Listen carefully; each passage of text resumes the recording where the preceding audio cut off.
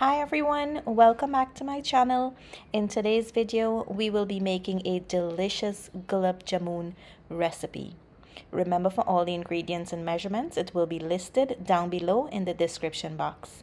Now here is what you will need for today's recipe.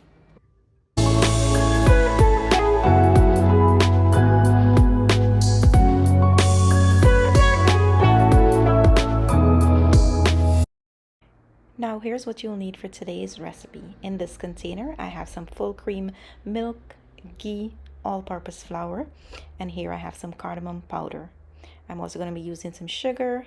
I have some whole milk. I have here some white vinegar. I am also going to be using some oil for frying. And you're going to need some cardamom powder, some whole cardamom pods. I have some carnation milk as well. I'm going to use a little bit of saffron string. If you don't have saffron string, you can use food coloring. I also have here some baking soda. Now, let's place everything to the side and we are going to continue to the next step.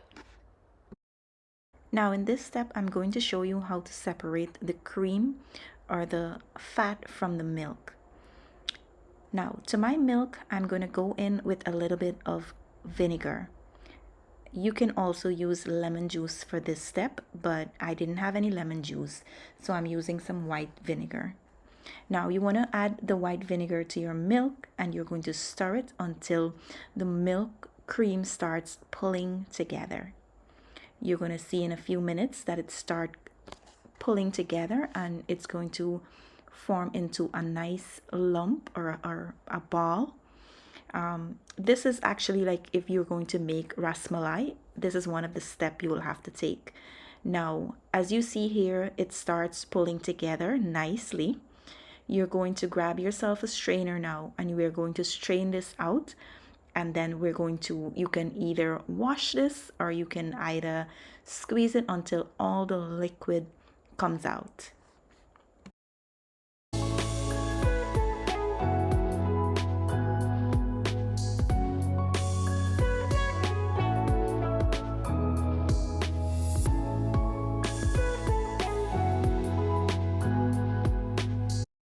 So once you're done, this is how it should be looking. Something like this. Now what you're going to do is place it in your hands and you're going to squeeze it to squeeze any of the excess water that's trapped into the cream. I also don't want you guys to get intimidated by this step. It's very easy, guys, trust me.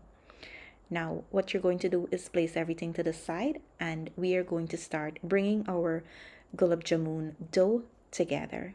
Now you're going to add that in your bowl and we're going to start mixing everything together. Now here I'm adding in a little bit of baking soda and I'm also going to go in with my evaporated milk to knead my dough. Now go ahead and start mixing everything together, making sure that all the ingredients are evenly distributed. Now after everything is nicely distributed, you're going to go in with your evaporated milk and we're going to start kneading the dough. You want to knead your dough until you have a very smooth consistency.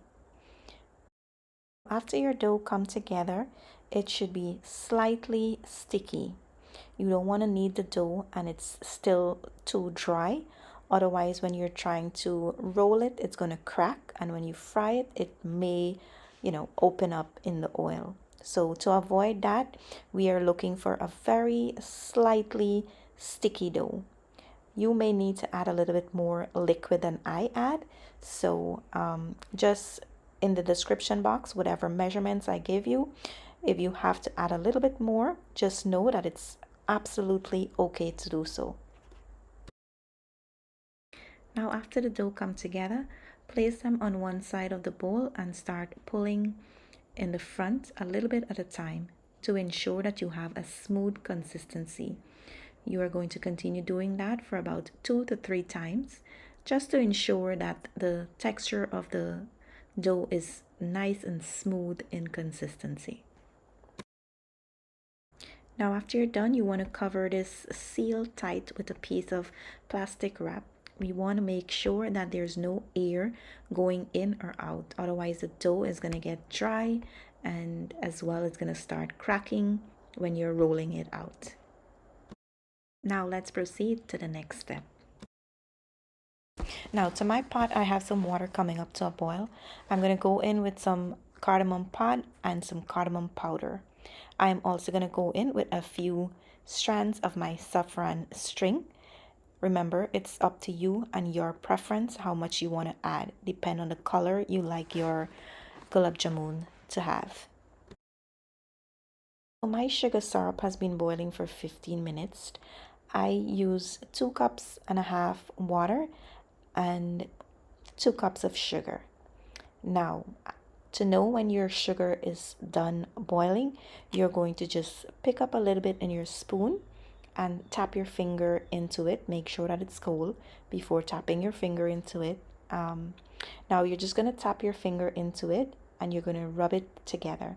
You should have a really nice smooth glaze or glide on your finger. It shouldn't be dripping off, or it shouldn't be extremely sticky where it starts crystallizing.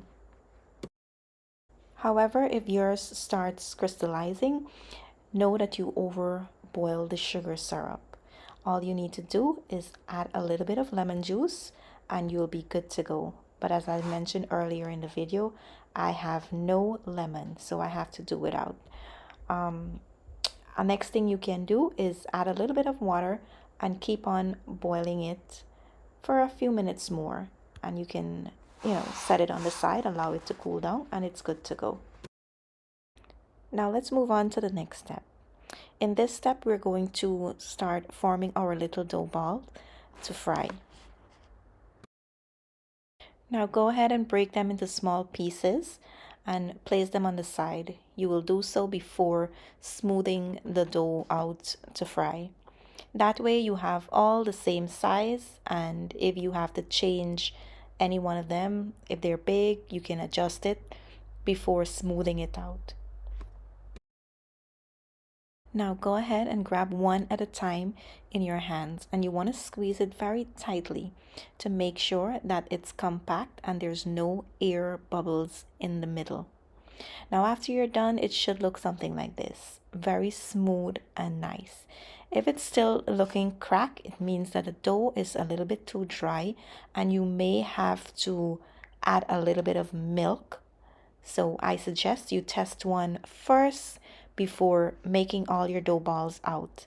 That will save you a little work, if you know what I mean.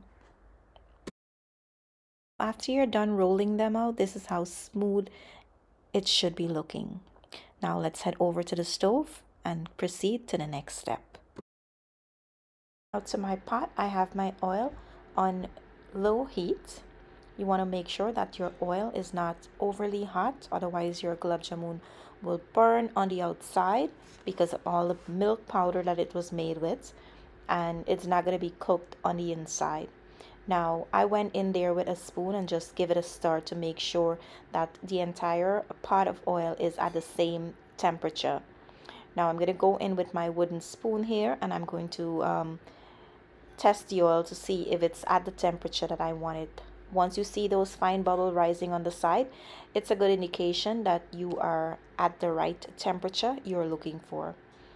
Now we're going to start adding in our gulab jamun to fry. You're going to go in with one at a time, and then you're going to allow them to cook for about 5 to 6 minutes. You want to make sure that you are flipping them often so that they have a nice golden brown color, actually a dark golden brown color on both sides. Now you want to be sure to maintain the temperature of the oil. If you see your gulab jamun is getting dark in color, you want to turn the stove down to low. So these have been frying for 6 minutes and it's at a nice color that I like. So I'm going to just take them out now and I'm going to place them on a piece of bounty paper so that they can drain off. Now I'm going to continue frying the rest of mine and I'll come back and show you guys the next step. Now, while the syrup and the gulab jamun is still warm, we're going to combine the two together. We're then going to mix them to make sure that all the gulab jamun is evenly coated with the syrup. Now, after you're done, you can allow this to sit for about 4 to 5 hours before serving. For the best result, I will advise you to leave it overnight. And after then, you can enjoy anytime. Now here's a look after it's done and it's been sitting for about 4 hours. Let's cut into one and I'll show you how it's looking on the inside.